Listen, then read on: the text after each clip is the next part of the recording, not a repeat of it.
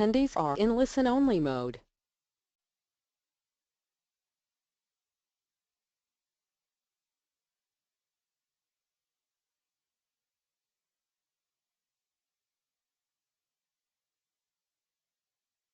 Ya, selamat pagi Bapak Ibu sekalian. Selamat datang di Philip Morning Market Call edisi hari Jumat tanggal 3 Maret 2017.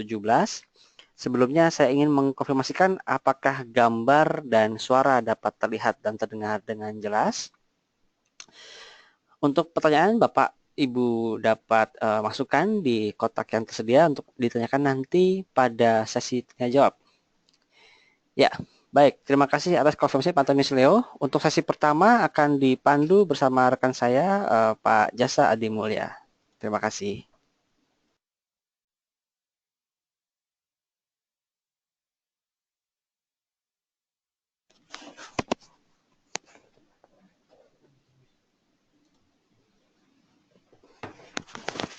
Baik Bapak Ibu sekalian, kami memproyeksikan IHSG hari ini akan bergerak melemah atau bearish di support level 5375 dan resistance level 5448. Kami melihat IHSG akan ditutup sedikit berada di bawah level psikologis 5400. Market driver hari ini adalah indeks saham regional yang juga dibuka cenderung melemah mengikuti penurunan indeks saham di Wall Street semalam.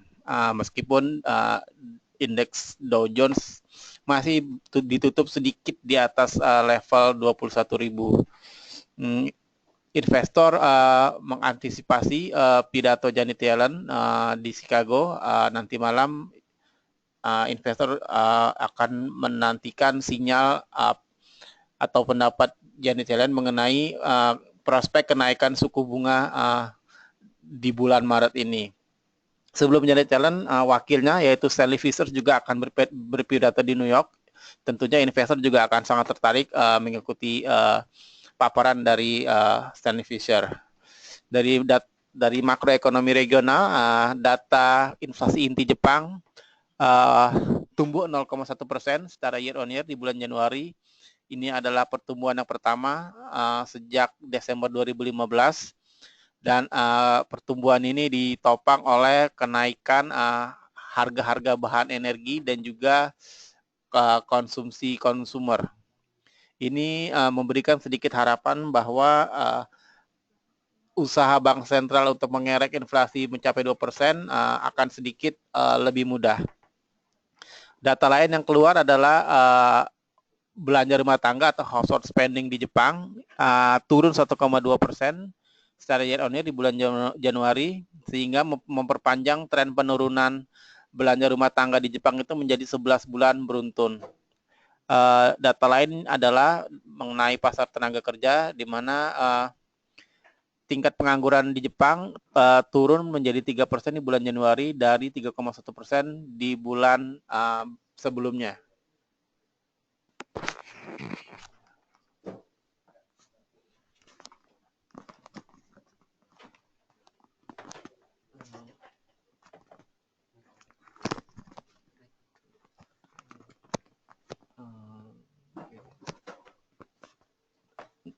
Tower Sarana Menara Nusantara Tbk.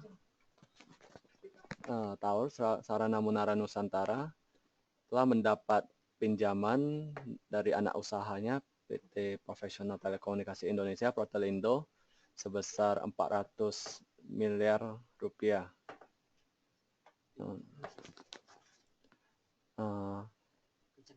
Pinjaman itu bertenor 12 bulan yang akan digunakan untuk modal kerja perusahaan.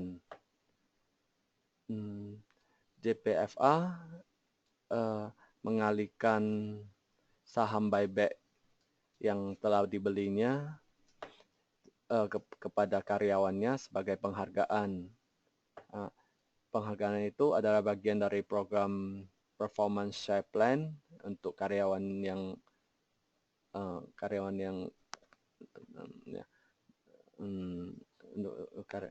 untuk karyawan. Saham yang akan diberikan jumlahnya 5.357.800 saham dengan nilai nominal 1.740 per saham. Tower bersama infrastruktur sedang menjajaki pinjaman baru sebesar 200 juta US dollar dari sejumlah bank. Perusahaan juga lagi mengamandemen agreement pinjaman yang sebelumnya 300 juta US dollar akan diperpanjang dari yang akan jatuh tempo ini di Juni 2018. Pinjaman itu akan digunakan untuk penambahan modal kerja juga. HITS Humpus Intermoda akan menambah 3 kapal baru dalam 9 bulan pertama tahun ini dengan alokasi dana sebesar 60 juta US dollar. Alokasi dana ini juga sebanyak separuh dari capital capex tahun ini, capex perusahaan tahun ini. Bulan ini juga HITS akan membeli kapal tanker minyak dengan nilai 15 juta US dollar.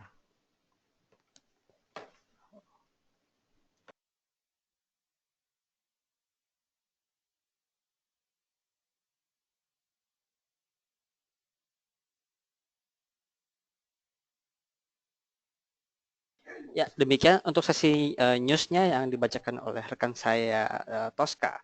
Berikutnya kita akan memasuki sesi tanya jawab. Silakan Bapak Ibu untuk memasukkan pertanyaannya di kotak yang tersedia untuk mengajukan pertanyaan kepada kami.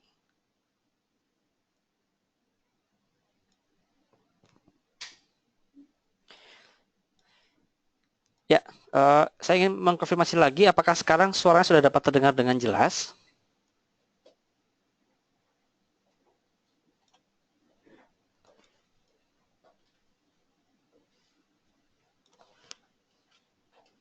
Ya, terima kasih Pak Robert. Sebelum kita memasuki sesi tanya jawab, seperti biasa kita akan sedikit mereview pergerakan IHSG secara teknikal.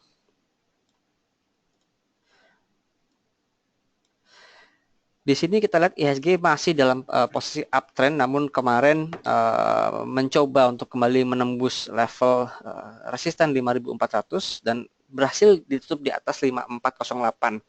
Nah, karena ditutup di atas resisten, maka 54 menjadi supportnya, maka masih ada peluang bagi IHSG untuk kembali menguat. Namun kalau kita lihat bahwa dari sisi candlestick-nya ada antena cukup panjang di atas, maka ada potensi bahwa hari ini akan sedikit ada koreksi teknikal, namun wajar. Jadi dapat digunakan untuk kembali akumulasi saham-saham yang kemarin sempat profit taking. Untuk area support ada di kisaran 5360 yang mana merupakan dari batas bawah atau lower barrier dari uptrend channel yang kami gambarkan di sini. Selama level tersebut tidak ditembus ketika ada koreksi, maka masih aman, arahnya masih akan ke atas menuju ke range 54 dan 5500. Demikian. Nah, kita akan memasuki sesi tanya jawab. Untuk pertanyaan pertama dari Ibu Maulidah untuk saham Bina Bank Ina Perdana. Kalau kita lihat secara fundamental sebenarnya bisa-bisa saja untuk saham Bank Ina Perdana. Kalau secara teknikal kita masuk, ini kemarin juga sempat di perdagangan aktif mungkin mengikuti yang terjadi dengan Bank Multicore, MCOR, dan Bank BRI Agro atau Agro. Jadi ini tetap saham spekulatif dan dalam pekan terakhir ini sudah memasuki fase konsolidasi dengan rentang perdagangan di 250 hingga ke 300. Jadi mungkin dapat di tradingkan saja one day trade dengan rentang harga yang barusan saya sebutkan tadi. Jadi tidak untuk di hold di saham ini. Berikutnya dari Bapak Abdul Roma untuk Bank Sentral Asia, Indofood, dan LPKR. Baik.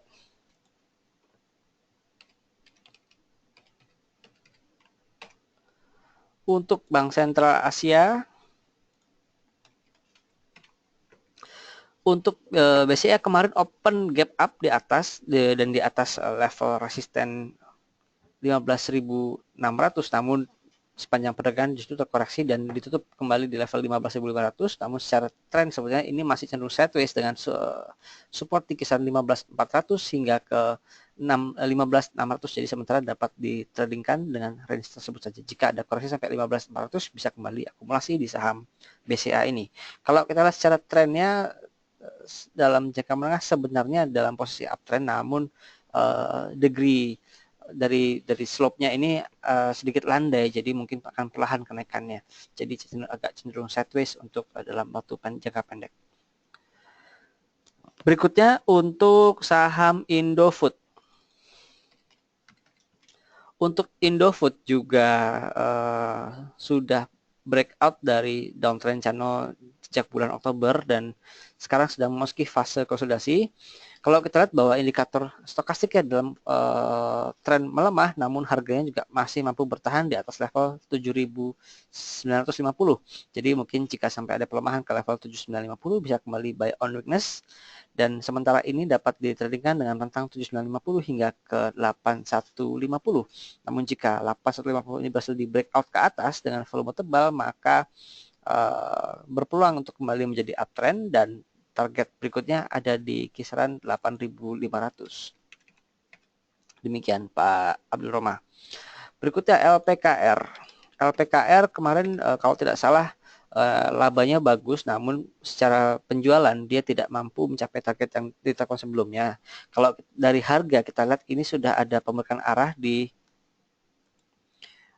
stokastik ya di area oversold. Ini bisa coba diikuti Pak, namun dalam waktu 2 hingga 3 hari saja sampai resisten di 750 perkiraan kami. Karena kemarin dia sudah menembus support 730, jadi rentangnya agak diturunkan di harga 710 hingga ke 750 dalam waktu dekat ini di saham LPKR.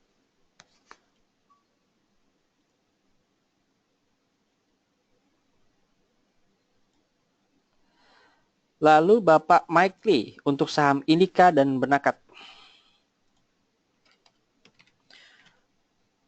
Untuk Indika masih cenderung sideways.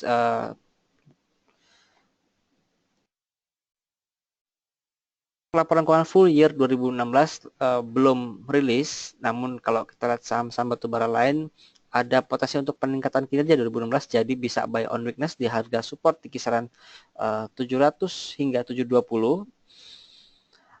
Dalam jangka pendek ini sebenarnya masih dalam fase sideways dengan resisten di kisaran 790. Namun jika rilis laporan keuangan sudah ada dan kinerja 2016 menunjukkan peningkatan, ada peluang bagi saham Indi ini untuk kembali diangkat bahkan menembus level resisten di 770. Jadi bisa yang sudah ada barang bisa hold, jika belum ada barang bisa buy on weakness di saham Indika. Berikutnya Benakat. Untuk BP dalam pekan ini tampaknya masih dalam posisi downtrend dan kalau kita lihat dari indikator MACD ini tren pelemahan masih cukup kuat. Jadi lebih baik wait and see saja bagi yang belum punya barang. Jika sudah ada barang, setiap ada kenaikan dapat digunakan untuk lepas dulu dan kembali ambil di bawah. Sekali lagi kami ingatkan bahwa saham-saham seperti ini tidak untuk di hold. Jadi ini untuk trading one day. Jika hari itu harga justru turun dan sudah mendekati level cut loss kita, lebih baik di cut loss dan tunggu esok hari untuk kembali trading atau bisa cari barang lain yang masih dalam posisi uptrend. Demikian Pak Mike.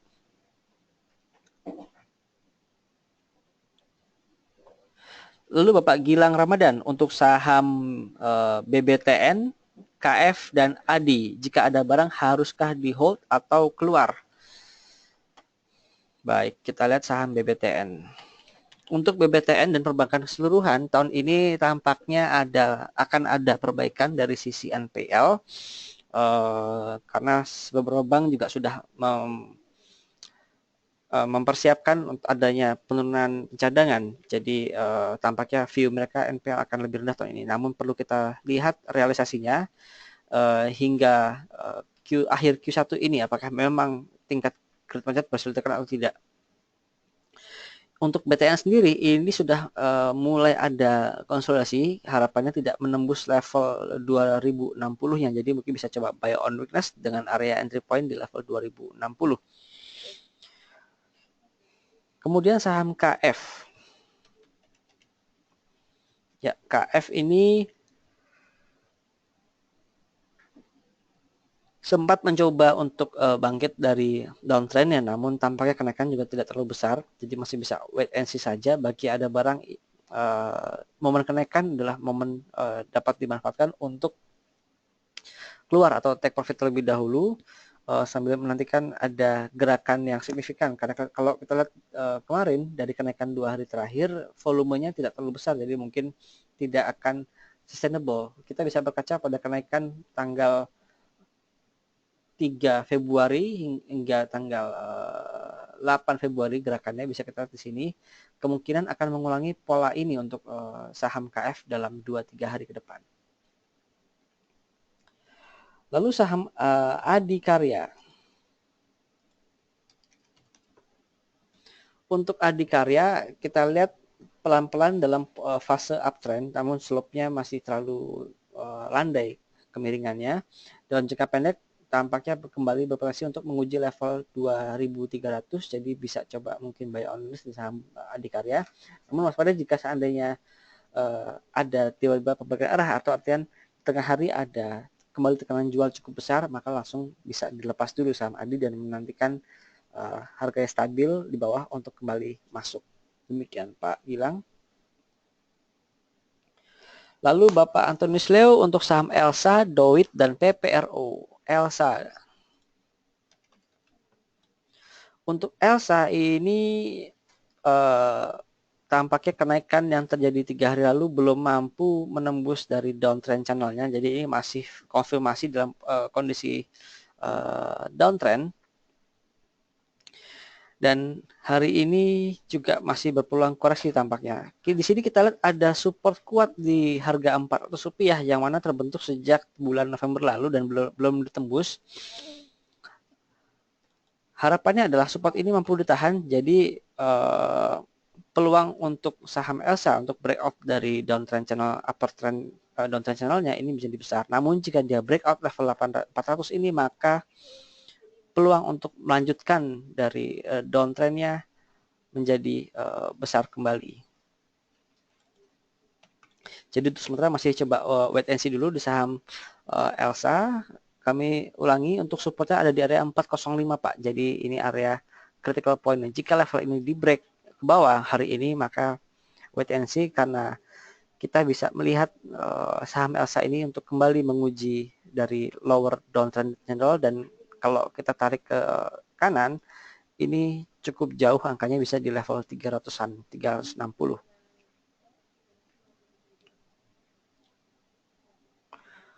Lalu saham Doit.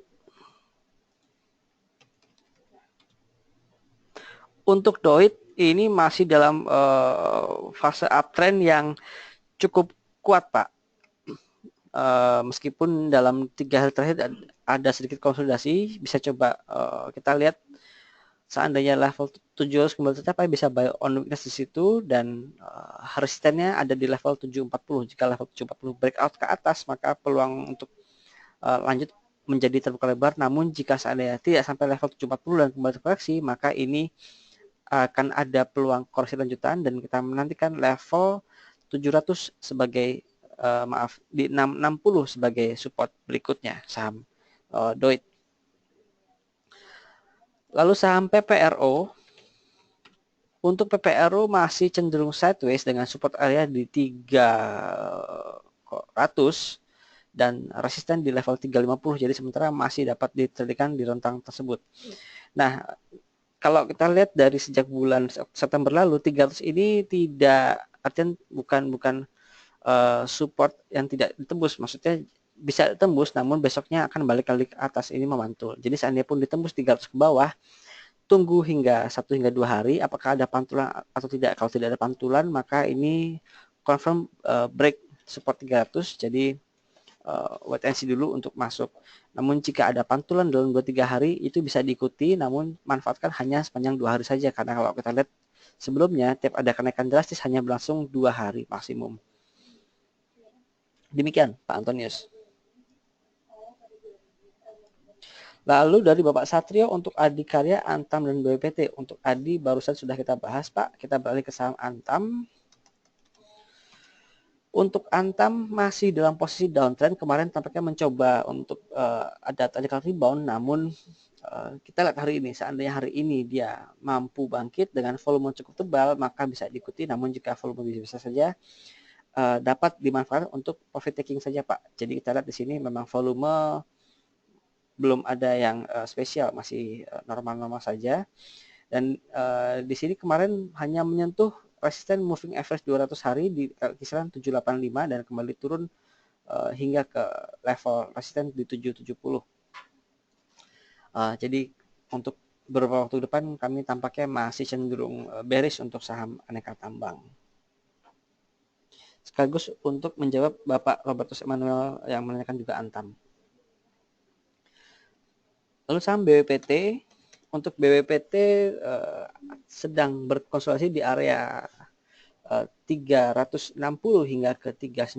Jadi dalam jangka pendek dapat ditradingkan di rentang tersebut. Jika ada koreksi dapat buy on weakness.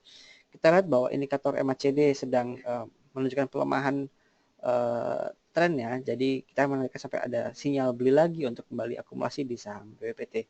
Selama saham BWPT tidak menembus di bawah level 360, saya rasa ini masih cukup aman untuk di hold di saham BWPT. Demikian Pak Satrio. Lalu Pak Robert tadi aneka tambangnya sudah saya jawab sekaligus menjawab pertanyaan Bapak Satrio. Lalu HMSP sempat naik cukup tinggi, apakah akan berlanjut? Lalu dengan Sril apakah penguatan akan berlanjut baik? Oh ya, untuk Antam secara fundamental kita masih menantikan rilis laporan keuangannya, namun kalau kita lihat secara produksi ferronikelnya, kemarin mereka menggadang-gadangkan bahwa produksi ferronikel mereka adalah yang termurah biaya operasinya di dunia. Jadi ya mudah-mudahan itu bisa tertampilkan di kinerja keuangannya, Pak. Lalu beralih ke saham HMSP.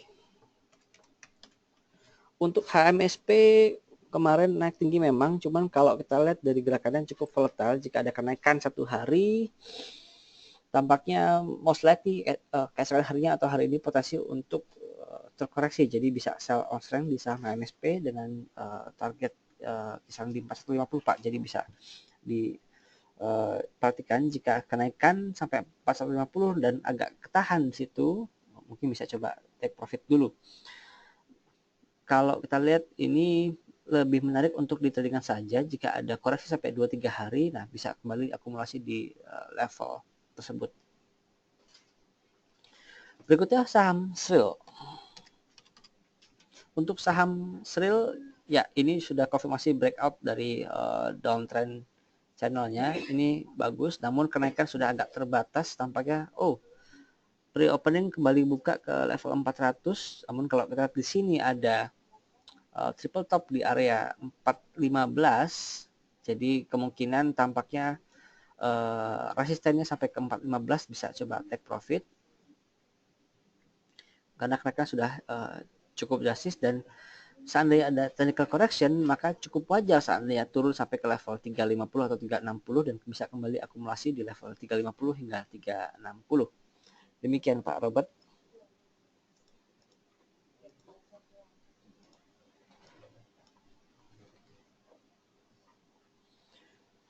Lalu Bapak Ronald, sektor info, sektor CPO dan fundamental perusahaan Bakri. Ya, untuk CPO kita bisa berrelasi dengan faktor cuaca juga. Untuk tahun ini tampaknya akan cenderung lanina jadi basah. Harga CPO juga tidak ada faktor pendorong naik. Namun kita lihat untuk saham-saham CPO memang sudah ada beberapa yang melakukan efisiensi, jadi harusnya akan ada perbaikan untuk tahun ini.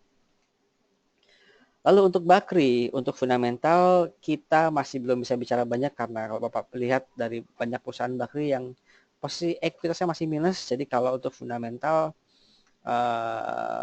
masih belum ada harapan untuk saham Bakri. Jadi untuk spekulasi saja Pak saham-saham Bakri, tidak untuk di hold. Berikutnya Ibu Vivi untuk saham MCOR dan SIMP. Untuk MCOR, ini kenaikan sudah agak terbatas dalam 3 hari terakhir.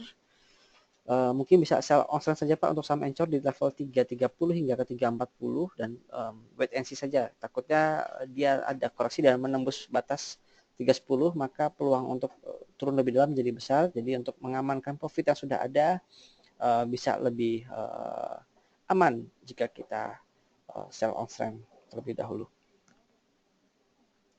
Lalu SIMP,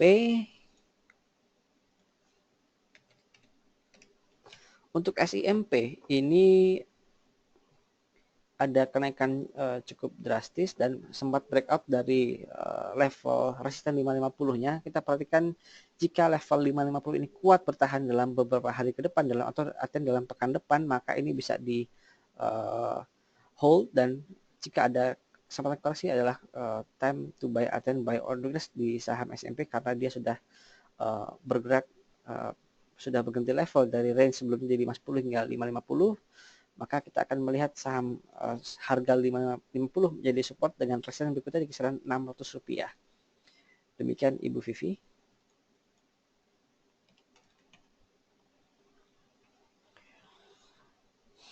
Lalu Bapak Markus untuk saran level average out di KF dan INAF.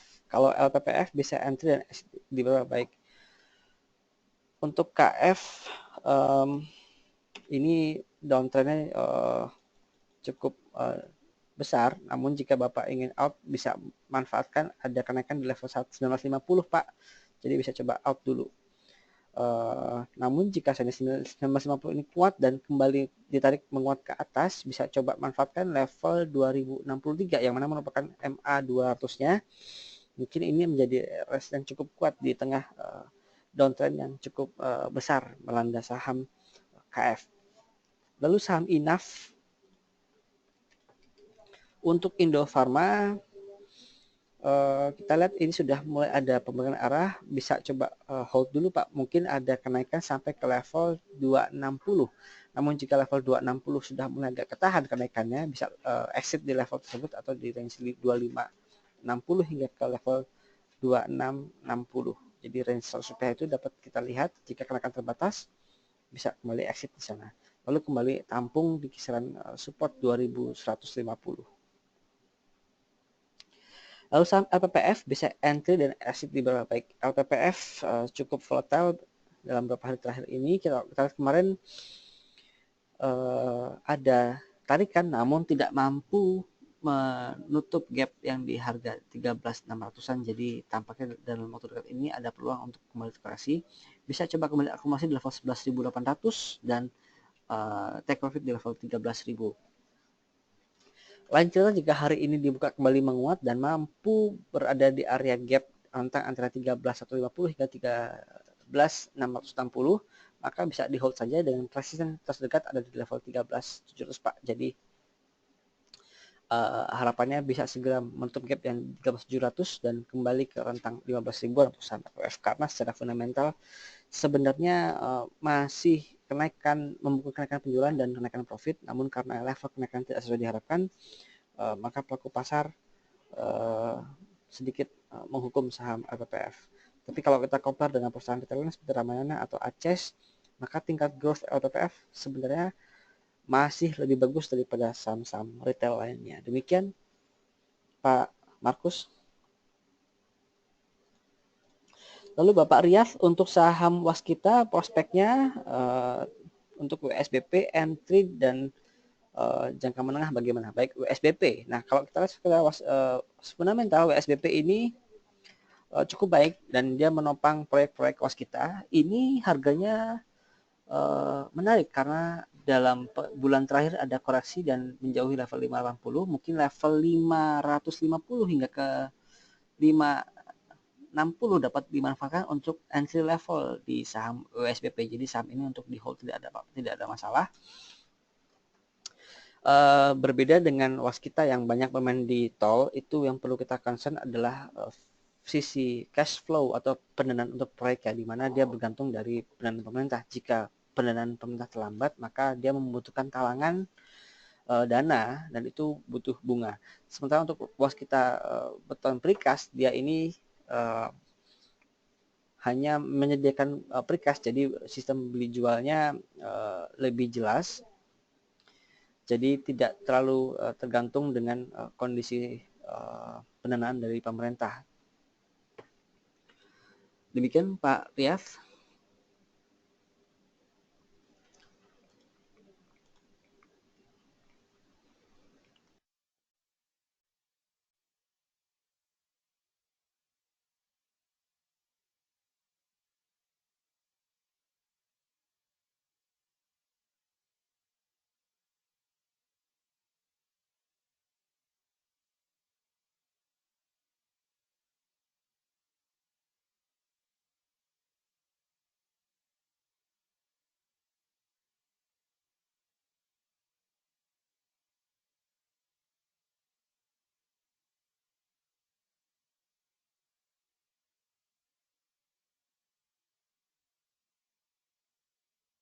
Untuk saham SIMP, Pak Riyad, laporan keuangan tampaknya cukup bagus, di mana revenue juga mampu bangkit setelah turun di tahun 2015.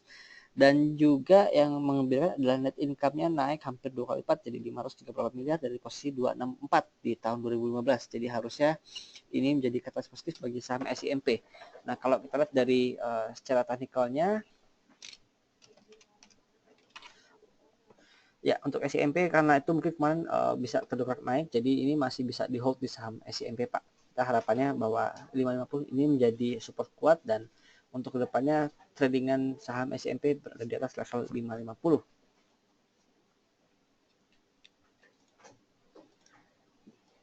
Berikutnya Bapak Chandra Chang untuk saham MPPA dan rekomendasi saham hari ini. Baik, MPPA kita secara technical terlebih dahulu. Untuk technicalnya tampaknya ada peluang untuk bottom fishing di area 1180 hingga ke 1200, jadi bisa coba masuk di sana di MPPA. Kalau kita lihat fundamentalnya, Matahari Putra Prima. Untuk MPPA secara revenue turun tipis, dan net income juga MPPA tampaknya juga ada penurunan di labanya, jadi ini secara fundamental terlalu bagus bagi MPPA. Namun ini untuk tradingan saja, bisa coba bottom fishing dan manfaatkan technical rebound dalam 1, 2 hingga 2 hari untuk MPPA, namun tidak untuk di hold dulu saham MPPA. Untuk Lipo Group di retailnya kami lebih sarankan untuk di LPPF daripada di MPPA. Demikian Pak Chandra.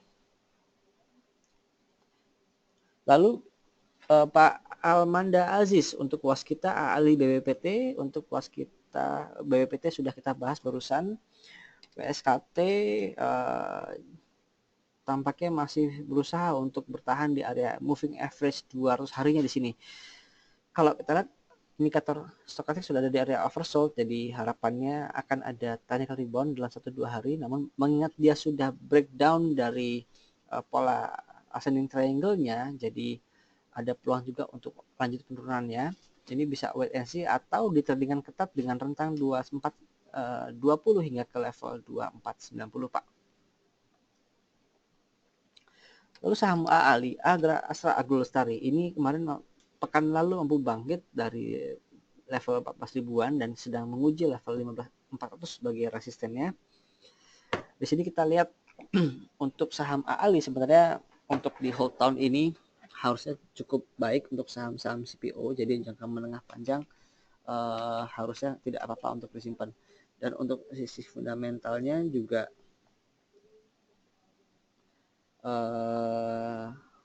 full year-nya labanya juga naik cukup bagus dari 13,05 triliun menjadi 14,1 triliun, dan juga sisi net income-nya naik dari 600 miliar menjadi 2 triliun. Ini bagus fundamental, jadi masih bisa buy on weakness di saham Astra Agro Lestari.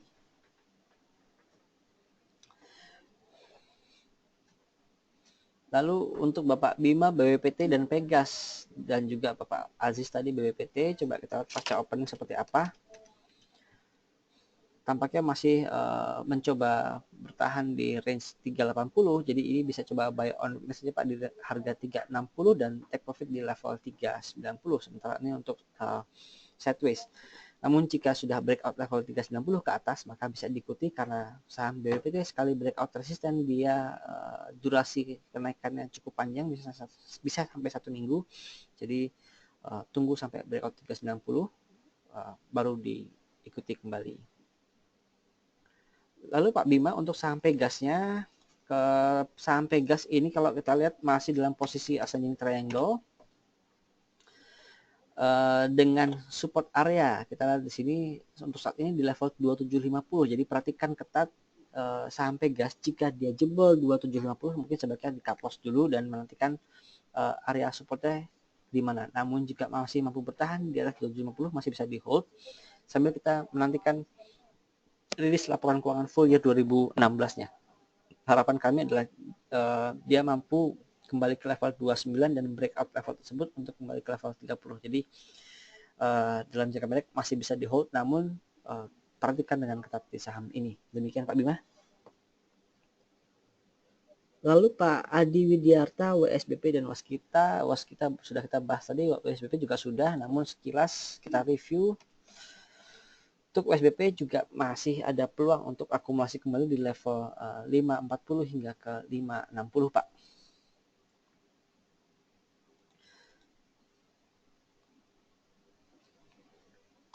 Berikutnya dari Ibu Alimi Nuribat untuk saham Tram dan Medco. Baik. Untuk Tram, mudah-mudahan Ibu tidak hold dari harga tinggi kemarin Bu ya, karena ini memang saham volatile, risiko tinggi, jadi tidak untuk di hold. Ini untuk trading one day saja. Dan ini belum ada tanda-tanda pembalikan arah Ibu, jadi mengingat ini sudah tembus dari area support 135-nya, ini kalau Ibu belum ada barang kami tidak sarankan untuk masuk di saham ini Bu.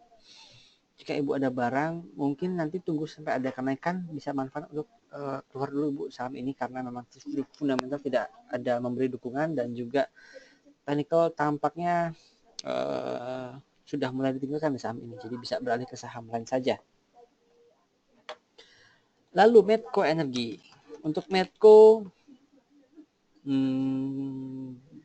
hari ini mampu bangkit kembali dari harga area support di level 2420. Kita lihat kenaikannya apakah mampu breakout level 2800. Jika mendekati level 28 sudah mulai kehabisan tenaga, bisa segera take profit karena chance-nya untuk melemah dan kembali di bawah 24 menjadi besar karena tidak mampu membentuk new high di saham Medco. Di sisi lain kalau dari sisi technical ini stokastik memang sudah ada golden cross tipis, namun posisinya masih cukup di atas, jadi sebenarnya rentan untuk koreksi. Saran kami lebih condong untuk mengamankan posisi profit yang sudah dibentuk. Jadi seandainya ada penguatan bisa coba take profit dan tunggu agak lama sampai kita konfirmasi dia breakout atas menembus level 2800 atau menembus support bawah di level 2400-nya. Demikian Pak Ibu Alimi. Lalu Bapak Andre untuk UNTR boleh buy di harga berapa? Baik, kita lihat technicalnya UNTR.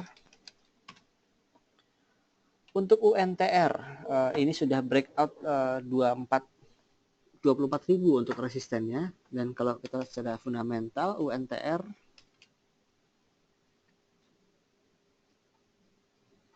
penjualan alat berat tampaknya sudah mulai ada peningkatan, ditambah dengan harga komoditas yang mulai membaik tahun ini, harusnya akan ada peningkatan lagi di sisi penjualan alat berat dan juga kontraktor batubaranya, itu PT Pawang Persada, harapannya bisa meningkatkan produktivitas tahun ini. Kita lihat dari laporan keuangan full year 2016, labanya memang net profit justru naik di tengah penurunan revenue. Jadi kemungkinan mereka melakukan efisiensi, which is bagus. Jika revenue top line-nya naik tahun ini dengan efisiensi sudah ada, maka bisa meningkatkan labanya lebih jauh lagi. Jadi bisa hold di saham UNTR, dan untuk kembali akumulasi dapat manfaatkan rentang 24 150 hingga ke 24500 ini sebagai area entry level, jadi bisa buy on weakness di saham Untar. Untuk tren sendiri dalam jangka menengah masih dalam posisi uptrend, ini masih cukup kuat uptrendnya, kita lihat.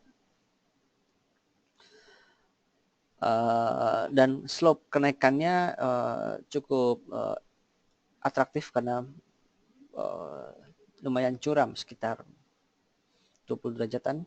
Jadi ini masih dalam posisi uptrend dan masih bisa di hold Pak untuk jangka menengah di saham Untar.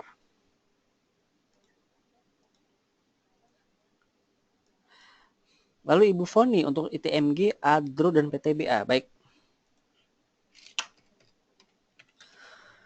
Untuk ITMG ini masih dalam posisi uptrend Bu. Jika Ibu ada barang masih bisa di hold sampai 1-2 hari ke depan. Kita lihat ada titik krusial di 18.000. Ini adalah resisten cukup kuat di mana terakhir terbentuk di tanggal 11 November lalu. Jika 18.000 ini tidak mampu tembus, maka bisa coba take profit dulu dan menantikan technical correction yang cukup sehat untuk kembali akumulasi. Namun jika level ini justru ditembus dengan volume tebal, maka masih bisa di hold. Kita lihat apakah kenaikannya masih bisa berlanjut atau tidak. Jika volume tebal, kemungkinan untuk lanjut masih cukup besar Ibu Fani. Lalu saham Adaro Energi. Untuk Adaro, nah ini kalau kita lihat technicalnya sebenarnya kurang begitu bagus karena sudah mulai melandai, bahkan dalam 2 bulan terakhir menunjukkan kecenderungan untuk turun melemah dan sekarang berada di area support MA 50 hari. Kalau kita lihat secara fundamentalnya,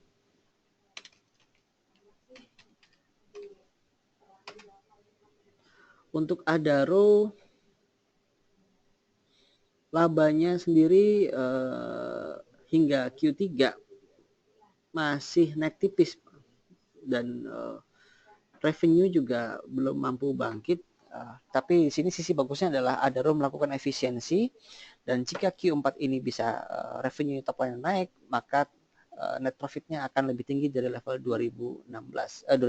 Jadi perhatikan tanggal rilis laporan keuangan saham Adaro. Namun jika Ibu ingin spekulasi, kami bisa coba buy on weakness di harga Adaro di rentang 1660 Bu. Jadi kalau laporan keuangan keluar, kalau kita lihat ini sekadar prognosa, jika saham-saham batubara lain yang sudah rilis ini Q4 tampaknya bagus, maka Adaro juga harusnya akan bagus, dan dengan efisiensi yang sudah ada, maka kenaikan labanya untuk tahun 2016 ini akan lebih bagus daripada 2015. Demikian prognosa kami. PTBA, untuk PTBA masih dalam posisi downtrend dan dalam seminggu terakhir tampaknya dalam fase konsolidasi di rentang 11.200.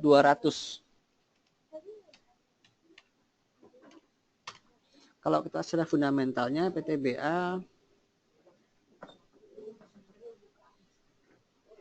masih dalam Q3-nya ya, sama seperti kalau PTBA ini revenue turun namun juga net profitnya tidak mampu naik di Q3 2016, jadi tampaknya masih belum ada surprise di saham PTBA. Kami lebih cenderung di saham Adaro daripada PTBA. Jadi kalau sekarang bisa coba trading saja di rentang 11.000 hingga ke 11.300, rentangan cukup sempit. Demikian Ibu Foni. Lalu Bapak Leonard untuk saham Astra International atau ASI. Untuk ASI kemarin naik sudah sampai level 8.500 yang mana merupakan resisten dari tanggal 19 Oktober. Jadi resisten cukup jauh, kemungkinan akan ada profit taking dalam 1-2 hari ini, jadi bisa mungkin sell on saja Pak di level 8.500 hingga ke 8.600 di saham Astra International, dan kembali akumulasi di area support di level 8.275. Jadi untuk saham ASI ini, kalau kita lihat prospek penjualan kendaraan roda 2 maupun roda 4 harusnya akan ada pembaikan tahun ini, dan juga dari anak-anak usaha baik dari sisi UNTR lalu juga ALI akan ada pembaikan arah.